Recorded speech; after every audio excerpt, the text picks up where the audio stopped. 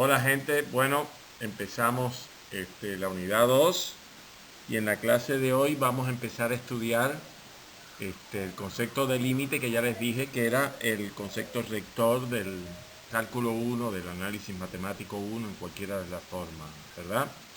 Vamos entonces, como los objetivos de esta clase, pretendemos que ustedes sean capaces de conocer la definición de límite de una función en un punto según Cauchy y cómo aplicar este resultado a la resolución de ejercicios de la materia.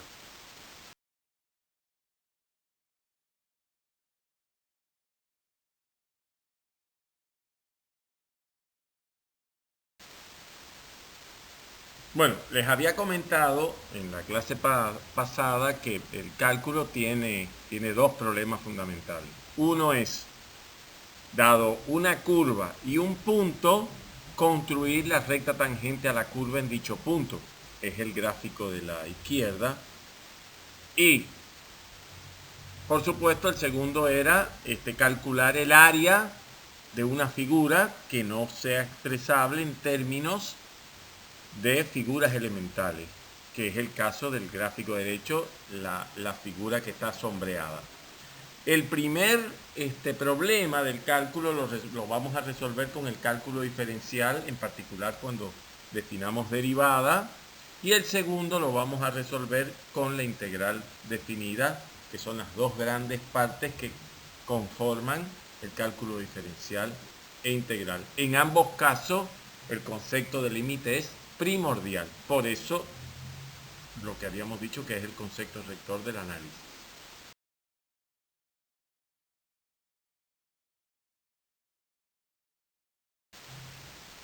Bueno, analicemos el comportamiento de esta función en una vecindad de el punto x igual a 1.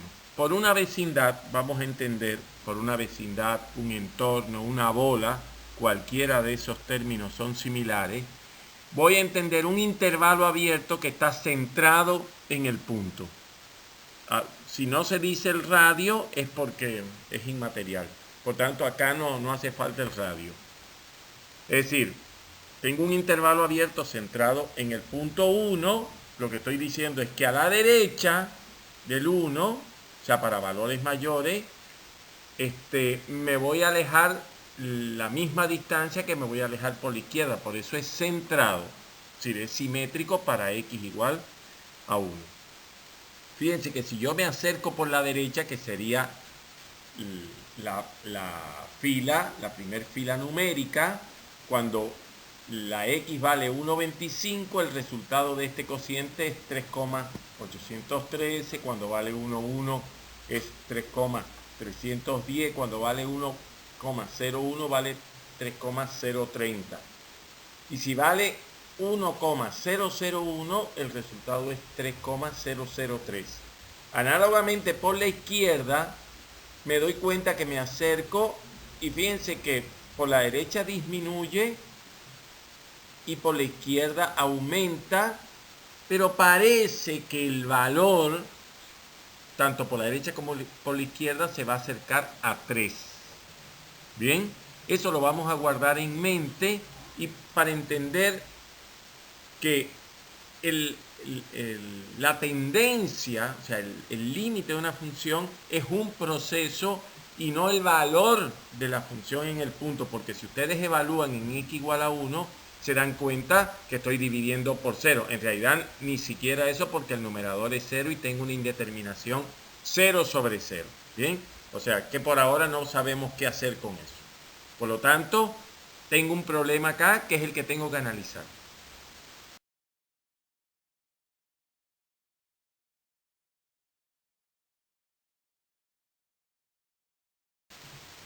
Bueno, entonces lo que yo voy en este primer paso, voy a dar una definición provisional. Recuérdense que no es una definición en el sentido estricto de la palabra. Lo voy a decir provisionalmente. Es, para usar una expresión popular, hablando mal y pronto.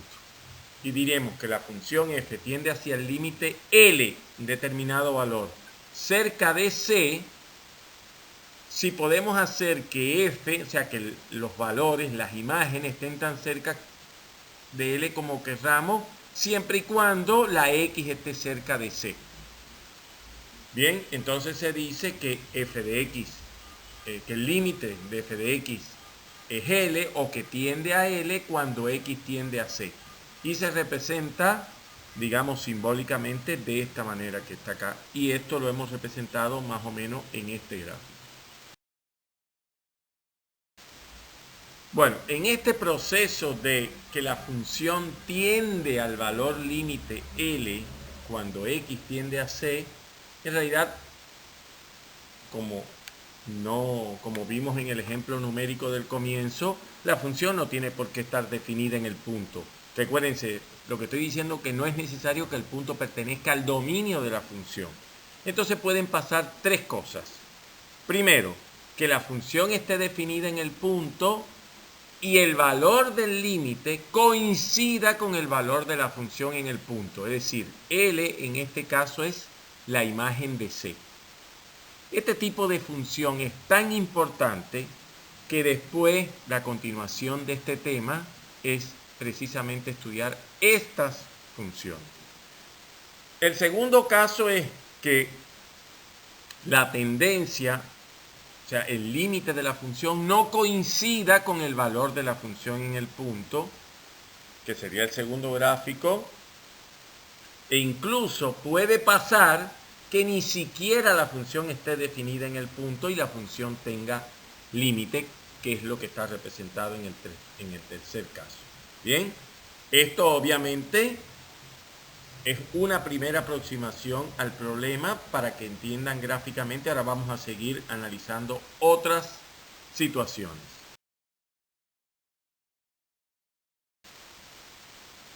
Por ejemplo, puede pasar que cuando la X se acerca a C por la derecha, la función tenga un comportamiento distinto al del comportamiento de la función cuando la X se acerca a C por la izquierda.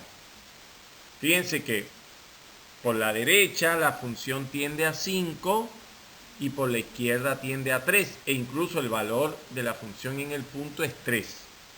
Bueno, esto obviamente ahí me doy cuenta que yo no, si me acerco por la derecha tiene una tendencia y si me acerco por la izquierda tiene otra tendencia. Pero yo necesito las funciones que tienen una única tendencia cuando la X tiende a C, por la izquierda y por la derecha. Por lo tanto, este punto ya veremos, o sea, este gráfico, el de la izquierda, veremos qué pasa. Y el segundo gráfico, ustedes se darán cuenta que lo que estoy diciendo es que cuando la X tiende a C por la derecha, crece indefinidamente, o sea, se va a más infinito. Y cuando tiende X a C por la izquierda, también se va a más infinito. Con lo cual estoy diciendo que la función no es acotada. Ese también tiene un comportamiento que nosotros nos vamos a dedicar a ella. E incluso puede ser que por la derecha tienda a más infinito, por la izquierda tienda a menos infinito, es exactamente lo mismo. ¿Bien? O viceversa, por la derecha tiende a menos infinito y por la izquierda tiende a más infinito. Bueno, sin todas las combinaciones que a ustedes les parezca.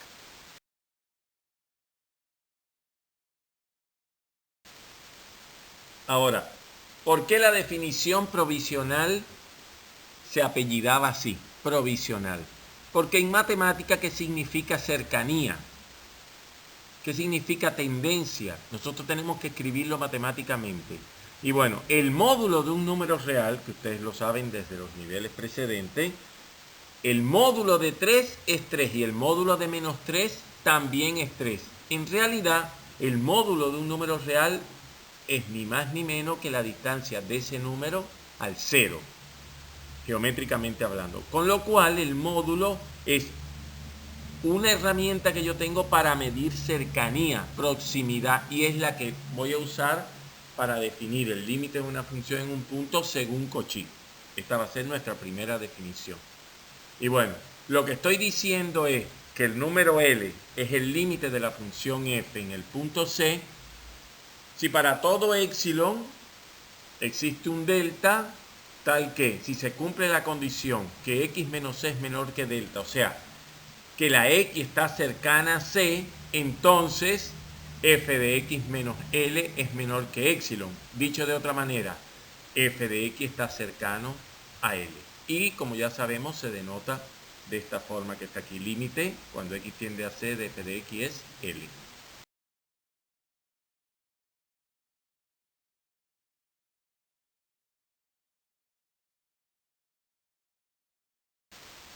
O sea, lo que yo estoy diciendo es, por ejemplo, cuando la x tiende a 0, después veremos en la práctica cómo resolver esto. Esta función, su límite es 2. Y lo otro que quiero aclararle es que si una función tiene límite en un punto, entonces este límite es único. Dicho de otra manera, una función no puede tener dos valores límites en un punto.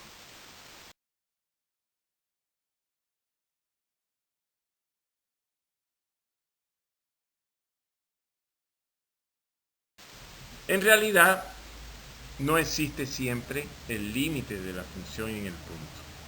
Un ejemplo está acá. Digamos, esto es una función acotada entre menos 1 y 1, o sea, la función la función seno de 1 sobre x, que es la del gráfico. La función seno de 1 sobre x tiende, por la derecha oscila cuando la x, cuando su argumento, o sea, cuando 1 sobre x tiende a 0, cuando la x se hace suficientemente grande. Y oscila por la izquierda también cuando la x tiende a menos infinito en este caso. Acá están señalados los puntos donde se va haciendo 0 esta función, es decir, donde corta el eje x, pero ustedes se dan cuenta que no importa cuánto yo me acerque, yo no sé, ya sea por la derecha o por la izquierda, yo no sé exactamente cuál es el valor límite de la función porque esto oscila infinitamente cuando yo me acerco al 0. ¿Verdad? Sí, cuando la x tiende a infinito. Por eso es que esta función no tiene límite. Situación totalmente distinta con esta segunda que está acá abajo, x seno de 1 sobre x. Ustedes pueden usar el graficador y se darán cuenta que esta función tiene límite en el 0 y es 0 muy fácilmente. Así que por favor usen el Gunplot o el Grafmática para obtener la gráfica de esta función y verán. No hace falta que pongan un intervalo grande, desde menos 5 hasta 5. Y verán qué fácil se dan cuenta que el límite es 0.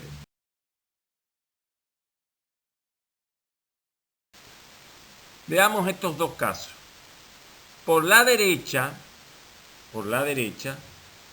la función tiende a 1 y por la izquierda tiende a 0. No importa que valga 1, eso no importa. Bueno, cuando yo tome una vecindad del 0 y yo me acerque por la derecha, la tendencia de la función es 1. Cuando me acerco por la izquierda, la tendencia de la función es 0. Obviamente, no puede existir un límite porque si yo digo que es 1, por la derecha se cumple porque la función se acerca a 1, pero por la izquierda no. Es decir, el epsilon por la izquierda no es cualquiera, tendría que ser mayor que 1 para que estuviera cerca. Y la definición dice para todo epsilon. No puedo ponerle restricciones a epsilon. Esto se dice que entonces que la función salta. Después veremos que es un salto finito porque la distancia entre el límite lateral izquierdo y el límite lateral derecho es 1. Y ya les estoy diciendo que los límites por la derecha se llama límite lateral derecho y por la izquierda se llama límite lateral izquierdo. Miren esta otra función, 1 sobre x.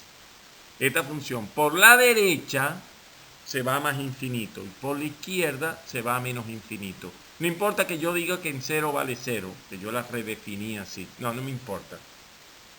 Esta función, el límite lateral derecho es más infinito, el límite lateral izquierdo es menos infinito y por tanto al no estar acotada, no puede tener límite en el punto.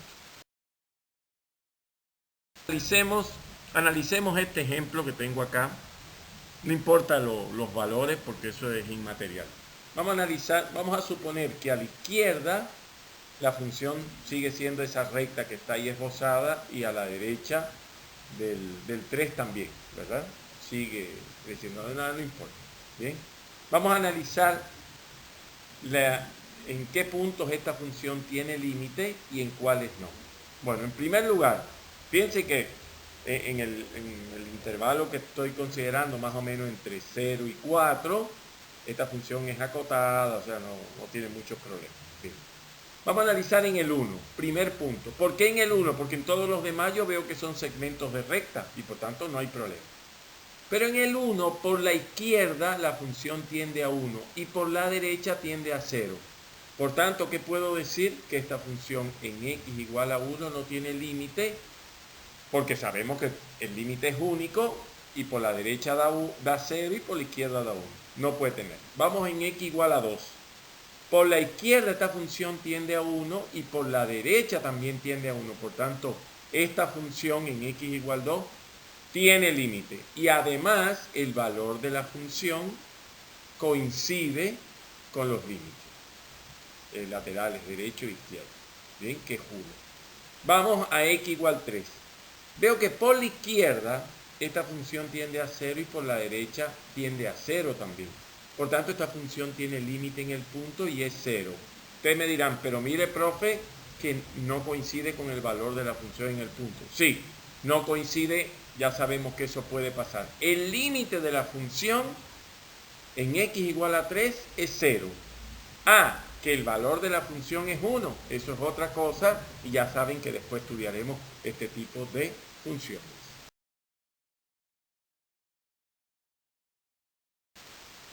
Bueno, aquí están las definiciones de los límites laterales, derecho,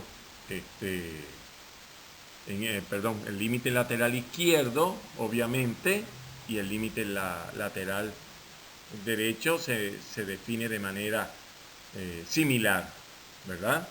Cuando yo me acerco por la derecha. Entonces, lo que yo sé hasta ahora es, si los límites laterales son distintos, no existe el límite. ¿Por qué? Porque la función solo puede tener un límite. Pero además veremos que esta es la condición necesaria y suficiente para la existencia del límite. Es decir, es necesario que los límites laterales existan y sean iguales. ¿Qué significa que existan? Que den un número, no que den infinitos. Entonces, es necesario y suficiente esta condición, se llama así, ¿verdad? Es necesario que los límites laterales existan y sean iguales para que la función tenga límite en el punto. Pero además, es suficiente que existan los límites laterales y sean iguales para asegurar que la función tiene límite en el punto. En el segundo cuatrimestre veremos que esta condición ya no es suficiente y con las adaptaciones obvias.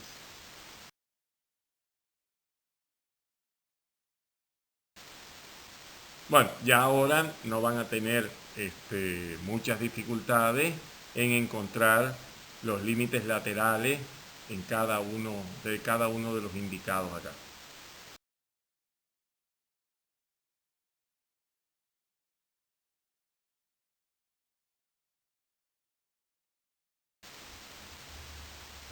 Bueno, aquí les dejo algunos ejemplos para que puedan, usando los graficadores, responder si la función tiene límite en todo R, en qué punto no tiene, etcétera, etcétera.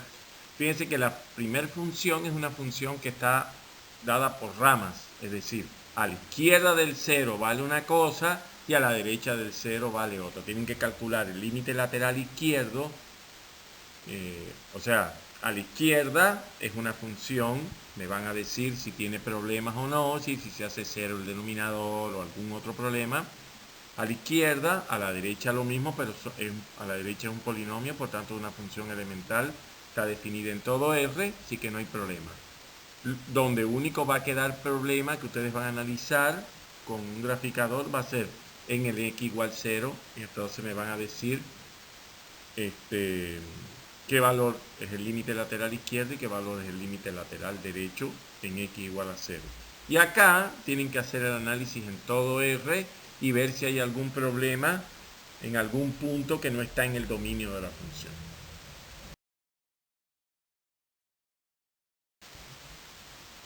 Bueno, en realidad dijimos que la existencia y la igualdad de los límites laterales era una condición necesaria y suficiente. También yo puedo negar la definición de límite y decir que una función no tiene límite en un punto si existe algún épsilon tal que para todos los delta existe algún x para el que se cumple que estando x cercano a c, no se cumple que f de x está cercano a L.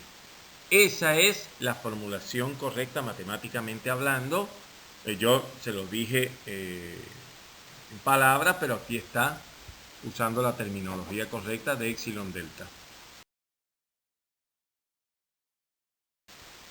Bueno, aquí tienen el ejemplo de una función definida sobre todo R que solo tiene límite en un punto. ¿En qué punto? En x igual a 0. Bueno, yo les pido que traten de representar geométricamente esa función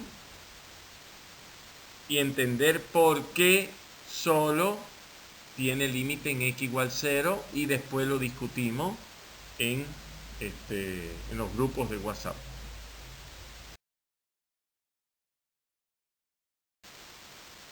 Esta otra función que está definida sobre todo R, que incluso es una función acotada sobre todo R, no tiene límite en ningún punto. Bien, esto exactamente igual que la otra, quiero que piensen, y otros casos que después discutiremos, quiero que lo piensen y me digan por qué esta función no tiene límite en ningún punto. Es una generalización del caso que vimos hace una filmina que daba 1 por la derecha y 0 por la izquierda. Acá la idea es que analicen globalmente la función en todo F.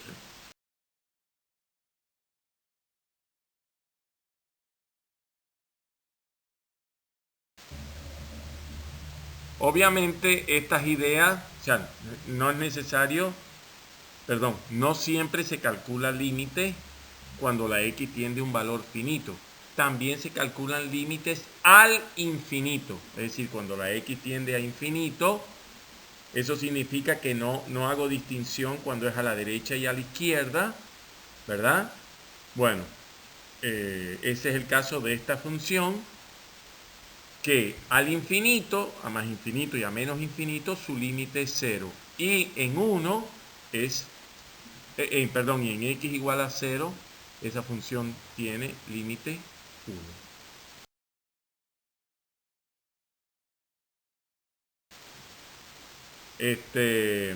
En esta filmina está formalizada las definiciones del límite al infinito, ya sea a más infinito o a menos infinito.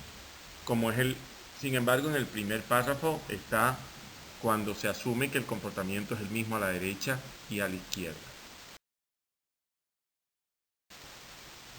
Aquí tenemos el caso de una función que a más infinito, cuando x tiende a más infinito, su límite es L.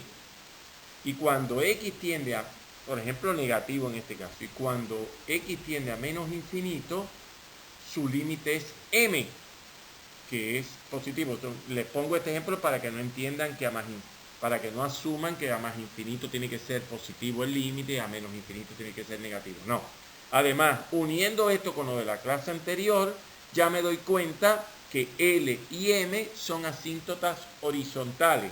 L es la asíntota horizontal derecha y M es la asíntota horizontal izquierda.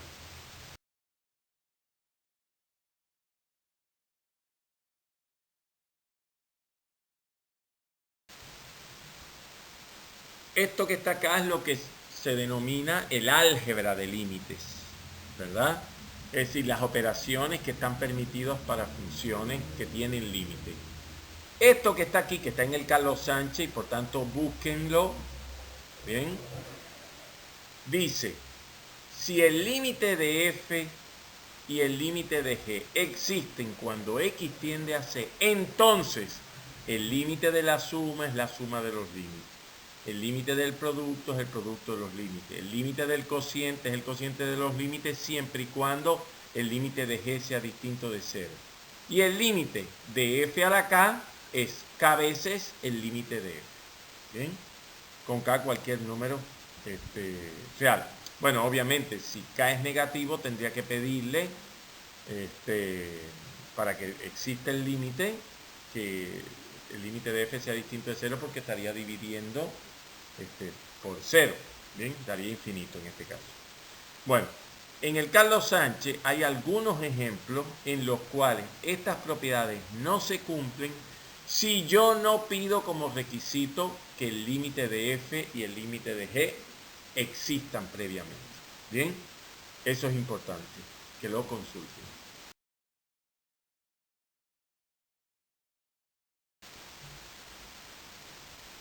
Hay dos propiedades muy importantes que se derivan de la existencia del límite. La primera es que si una función tiene límite en un punto, cuando recuerden que dijimos que bajo el término o bajo la expresión una función tiene límite, es que ese límite es un número finito, es decir, no es infinito.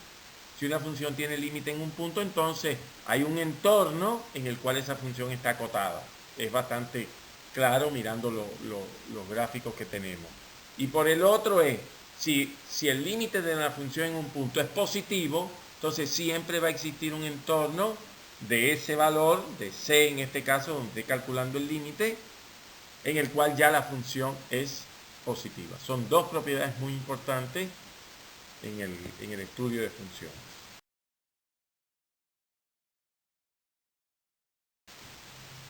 Esta es la que se llama la propiedad del sándwich o del emparedado. Si yo tengo tres funciones que cumplen esta desigualdad, es decir, que g es menor o igual que f y f a su vez es menor o igual que h, si existen los límites de h y de g, es decir, de la que está por encima y de la que está por debajo de la función f, y ambas, o sea, h y g, tienen el mismo límite en el punto, entonces obligatoriamente f tiene el mismo límite en dicho punto. Bien, que es en este caso el valor k.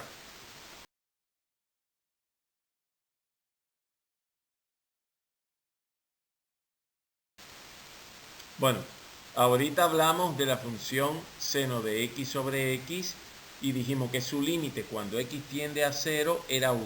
Ese límite se llama límite fundamental trigonométrica. Aquí hay una demostración muy sencilla de por qué ese límite da 1. Les pido que lo estudien y después hablamos.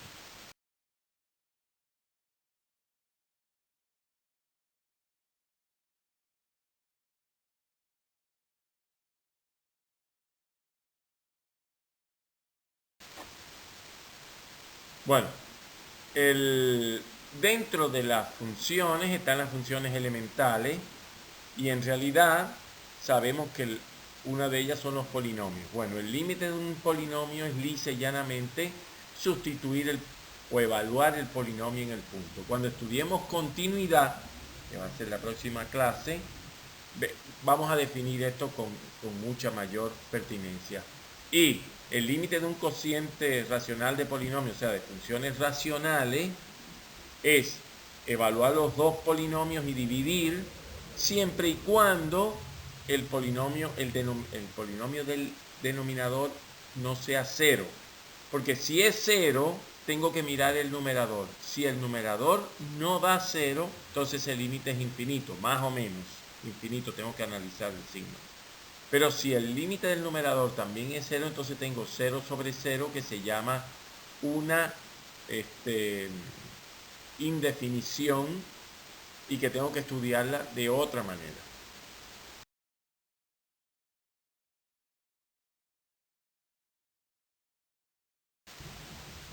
Bueno, miremos estos dos límites que yo tengo acá. Cuando x tiende a 1, vamos al de la izquierda. Cuando la x tiende a 1, el numerador me da 0 y el denominador también me da 0. Sin embargo, me doy cuenta que si yo saco factor común x en el denominador, me queda x que multiplica a x menos 1. Y el numerador yo me doy cuenta que es un polinomio de segundo grado, por lo tanto tiene dos raíces, y lo que tengo que buscar son dos números que multiplicados de en menos 2 y sumado de en 1. Por tanto es x menos 1 por x más 2. Y entonces el numerador tiene el factor x menos 1 y el denominador tiene también el factor x menos 1. Puedo simplificar y me queda x más 2 en el numerador y x en el denominador. Con lo cual es fácil obtener el límite, que es 3 en el primer caso, o sea, en el límite de la izquierda. En el límite de la derecha, cuando la x tiende a 0, me queda en el numerador raíz de 2 menos raíz de 2, que es 0, y en el denominador es 0. Por lo tanto, tengo 0 sobre 0. Bueno, este límite se resuelve esa dificultad multiplicando arriba y abajo por el conjugado del numerador. ¿Qué es lo que es el conjugado? Exactamente la misma expresión, pero con un símbolo más. Y tengo que multiplicar arriba y abajo en el numerador y el denominador para que no se altere la función. Pero cuando yo multiplico, por ejemplo, a menos b por a más b, ¿qué es lo que me da? Una diferencia de cuadrados. Por tanto, en el numerador me queda 2 más x menos 2. Los dos se simplifican, perdón, 2 más h menos 2. Con lo cual se simplifican los dos y me queda h. Y en el denominador tengo h por la raíz cuadrada de 2 más h más raíz de 2. Simplifico las h, que están de factores en el numerador y denominador, y me queda en el numerador 1 y en el denominador 2 más h más, raíz de 2 más h más raíz de 2. Cuando la h tiende a 0, ese límite me da 1 sobre 2 raíz de 2, que puedo racionalizar o no, pero bueno, eso ustedes después lo van a analizar. Hay más dificultades, veremos. Bueno, ya les dije que por favor consultaran el Carlos Sánchez. El capítulo de límite empieza en la página 186 y ahí pueden ver que existen, igual que la indeterminación 0 sobre 0, en general existen 7 indeterminaciones. Las voy a decir todas, incluyendo la que ya estuvimos mirando en la filmina anterior. 0 sobre 0, infinito sobre infinito, 0 por infinito e infinito menos infinito.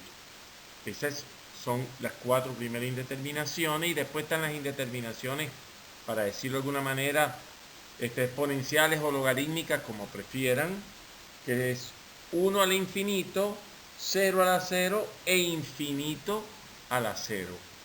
Ustedes pueden decir, ¿y por qué 0 a la infinito no lo es? Bueno, yo les propongo que eso sea un ejercicio de razonamiento, porque 0 a la infinito no es una indeterminación. Bien, el proceso de las indeterminaciones exponenciales o logarítmicas siempre es introducir el logaritmo. Acá todavía no tenemos muchas herramientas para resolver las indeterminaciones. Cuando estudiemos derivadas vamos a ver que hay varias herramientas mucho más fuertes, pero en definitiva acá está el resultado de cómo resolver las indeterminaciones, tal y como yo les conté, las indeterminaciones exponenciales.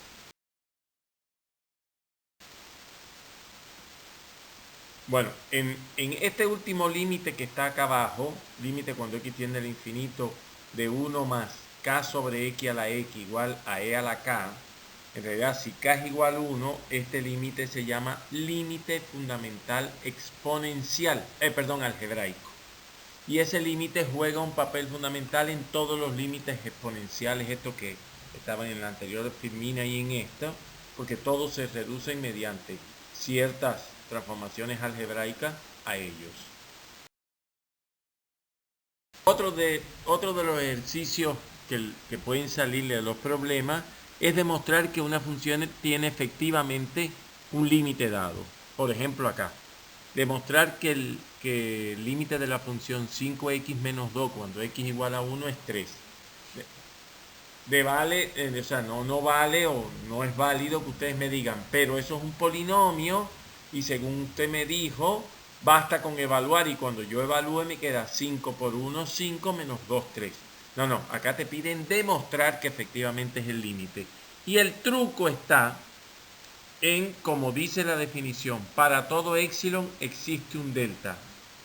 En realidad lo que deberíamos decir es para todo épsilon existe un único delta que está expresado en función de ese épsilon. Bueno, acá el truco es hacer aparecer, ¿se acuerdan que era f de x menos L menor que épsilon? Bueno, trabajar en ese f de x menos L como está aquí indicado y hacer aparecer x menos c. Fíjense que después que yo efectúo esta operación, saco factor común 5 y me queda 5 por el módulo de x menos 1, pero les recuerdo que x menos 1 es ni más ni menos menor que delta. Con lo cual, cuando yo despeje me queda que x menos 1 es épsilon sobre 5. Basta elegir delta igual a épsilon sobre 5 para que se tenga la desigualdad requerida de que x menos c, en este caso x menos 1 es menor que delta, y además que f de x menos L sea menor que épsilon.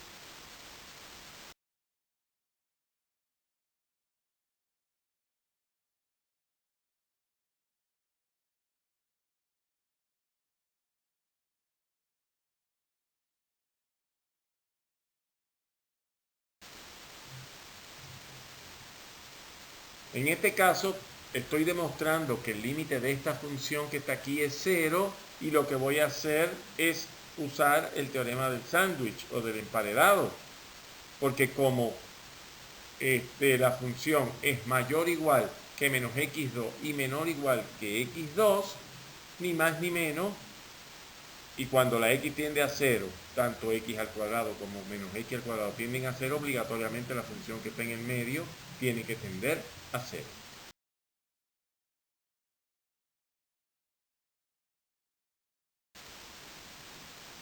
Mejor que explicar esta lámina y la siguiente, quería comentarles alguna cosa para que tengan una idea desde otro punto de vista.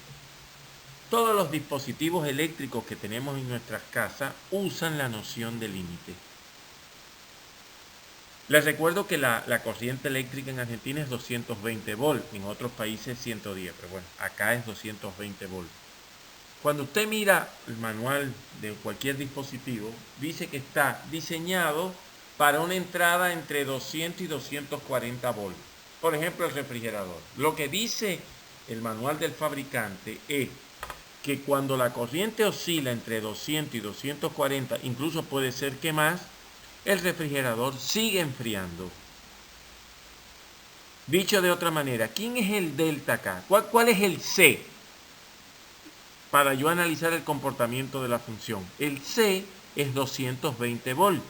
Por tanto, ¿cuál es delta? 20, porque yo me puedo ir por la derecha hasta 240 y por la izquierda hasta 200. Por tanto, el delta es 20 volts.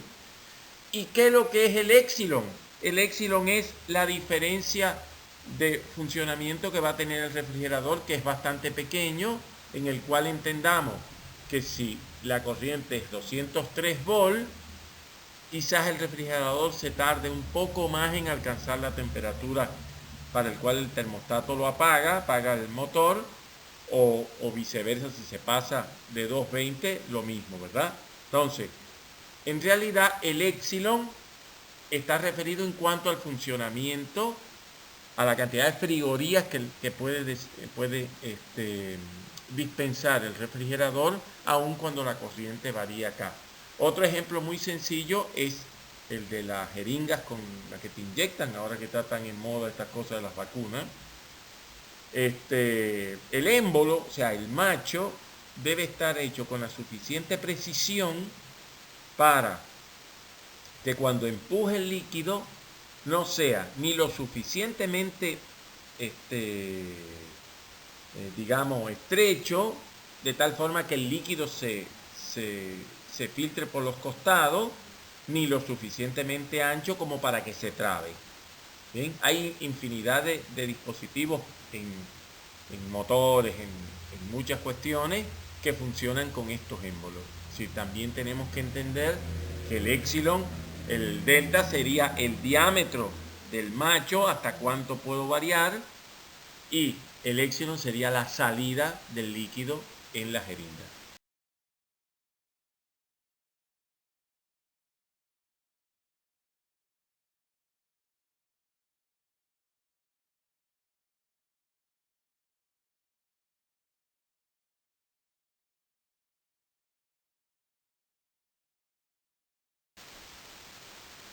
Hay un tipo particular de funciones que son las sucesiones y que en realidad nosotros pudiéramos llamarlas funciones con dominio natural, o sea, definidas sobre n, con imagen en cualquier valor real.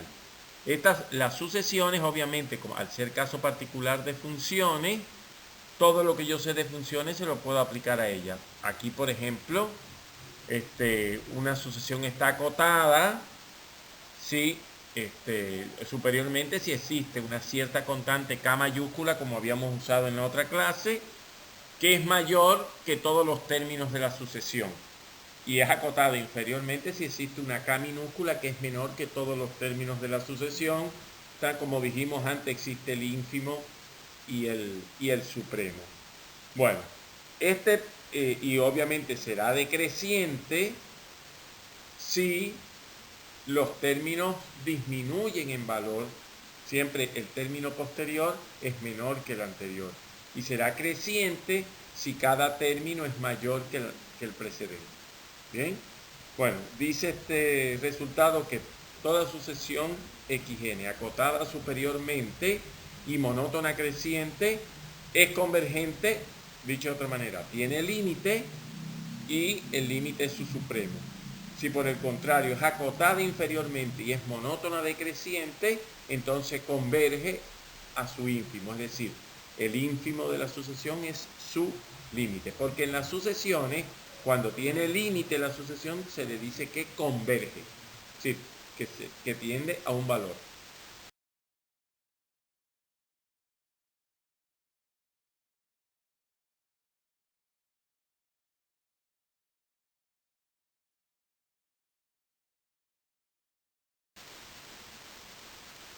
Bueno, aquí está demostrado lo que yo les conté, el límite el límite fundamental algebraico. Está demostrado para n y no para x, pero es exactamente el mismo valor, ¿verdad? Esta es la sucesión que está acá, ¿verdad? Cuando yo la desarrollo para los distintos valores de n, es decir, 1, 2, 3, 4, voy obteniendo esto que está aquí. Pero me doy cuenta que fíjense que yo puedo ir, lo que yo, 1 por 2 es lo que llamamos 2 factorial, o sea, lo que se define en matemática como 2 factorial. 1 por 2 por 3 es 3 factorial, entonces siempre va a salir 1 sobre n factorial acá. Y el resto de los términos, por ejemplo, aquí se dan cuenta que el segundo se simplifica a las n, por tanto queda 1 más 1 como está indicado acá. Ahora, n por n menos 1 sobre n al cuadrado, cuando yo aplico distributiva, me queda 1 menos 1 sobre n. Y en todos los términos siempre me va a quedar 1 menos 1 sobre n por 1 menos 2 sobre n, y bueno, y así sucesivamente por 1 menos 3 sobre n en el tercero. Pero cada uno de esos términos, a su vez, es menor que, por ejemplo, 1/2 el primero, 1/4 el segundo, es decir, la respectiva potencia de 2. Pero me doy cuenta que eso es exactamente, en realidad todavía no podemos hacerlo con precisión, pero esto es ni más ni menos que una progresión geométrica de razón 1/2, que lo puedo escribir así, por tanto que es menor o igual que 3 menos 1 sobre 2 a la n menos 1. Cuando n tiende a infinito, obviamente esto tiende a 0. Lo que estoy diciendo es que esa sucesión está acotada inferiormente por 2 y superiormente por 3. y que además es monótona creciente. Al estar acotada superiormente, converge a su supremo, que es este número de aquí, que es el número de Euler, esta constante famosa.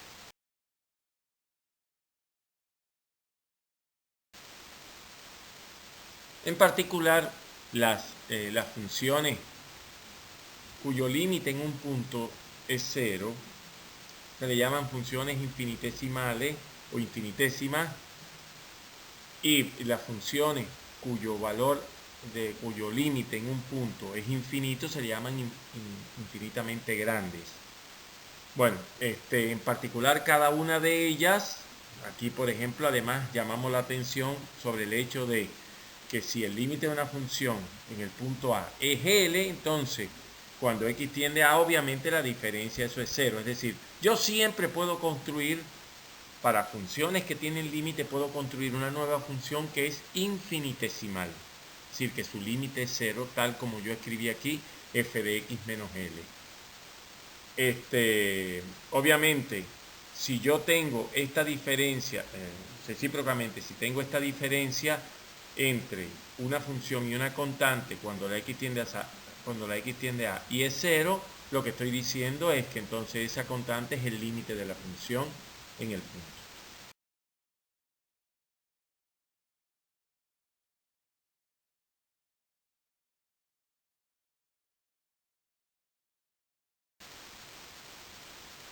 Como en el caso de los demás límites, existe un álgebra de infinitesimos, es decir, si dos funciones son infinitésimas en un punto, su suma lo es, el producto lo es, el producto de un infinitésimo por una función acotada lo es.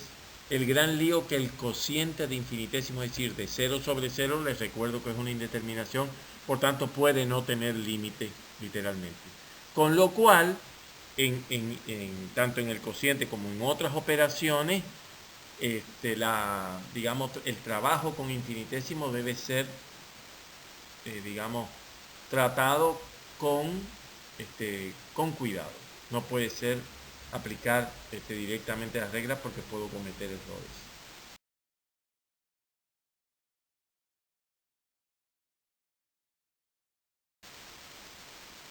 Bueno, la pregunta planteada aquí es muy sencilla porque si el denominador aumenta indefinidamente y el numerador es constante, tanto el primer límite como el segundo tienden a cero porque cada vez va creciendo más el denominador, con lo cual la fracción va disminuyendo cada vez más. Vamos entonces a partir de aquí a ver lo siguiente.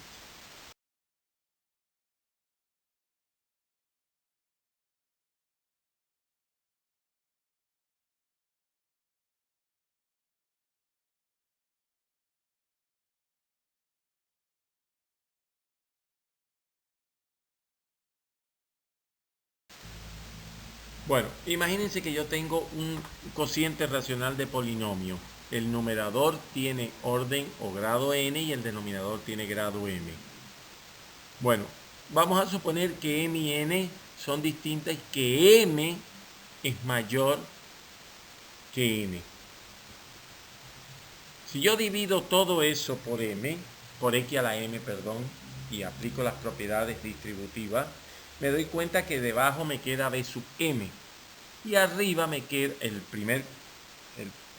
la primera de esas sumandos que queda, y arriba me queda a sub n que multiplica a x a la n menos n. Todo lo demás literalmente no me importa. Bueno, a partir de aquí yo les asumí que m era mayor que 0. Olvidémonos por un momento de eso.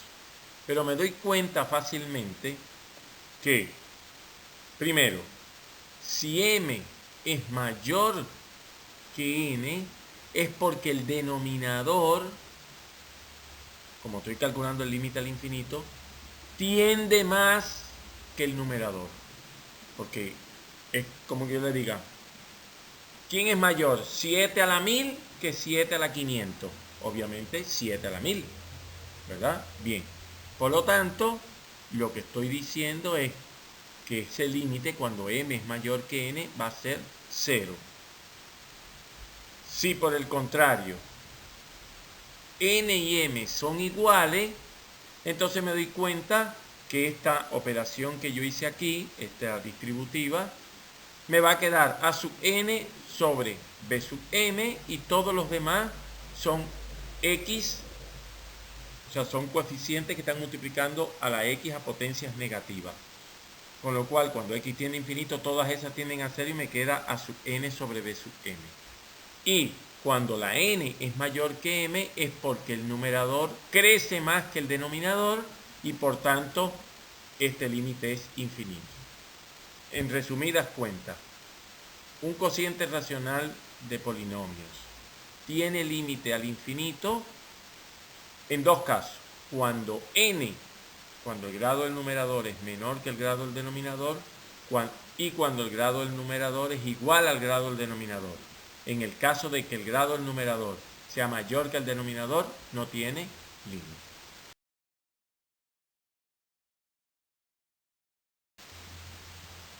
Bueno, les dejo esta pregunta y después lo discutimos en los grupos de WhatsApp y eso.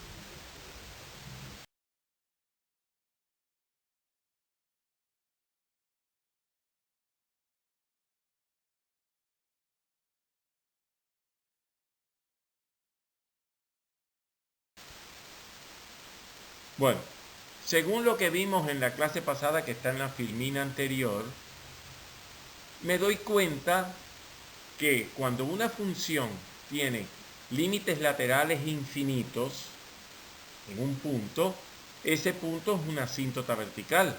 Ojo que puede tener una asíntota vertical por la derecha o por la izquierda y por el otro lado no. Secuencia porque puede estar dada por ramas la función. Pero bueno, y aquí yo veo que puedo calcular, por ejemplo, esta función tiene en x al más infinito es 1, con lo cual tiene una asíntota horizontal a la derecha y a la izquierda. Por la derecha es más infinito en el 1 y por la izquierda es menos infinito en el 1. Y como ya sabemos que no puede tener asíntotas oblicuas y horizontales al mismo tiempo, y ya sabemos que siempre es horizontal, obviamente m me tenía que dar 0 para que coincidiera. Entonces, esta función, las asíntotas son las siguientes. Tiene una asíntota vertical en x igual a 1. Aquí vemos que por la derecha tiende a más infinito y por la izquierda tiende a menos infinito. Y tiene una asíntota horizontal igual a 1, tanto cuando la x tiende a menos infinito cuando tiende a más infinito.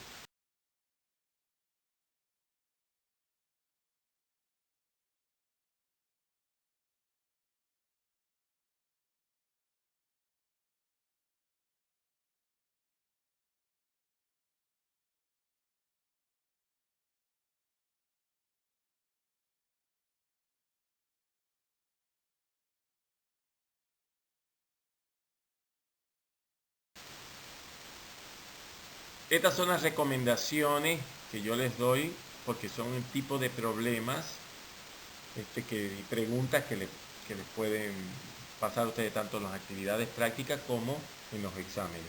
Por eso les indico aquí 5 tipos de problemas que les van a salir o que les pueden salir, ¿bien? Para que le presten especial atención.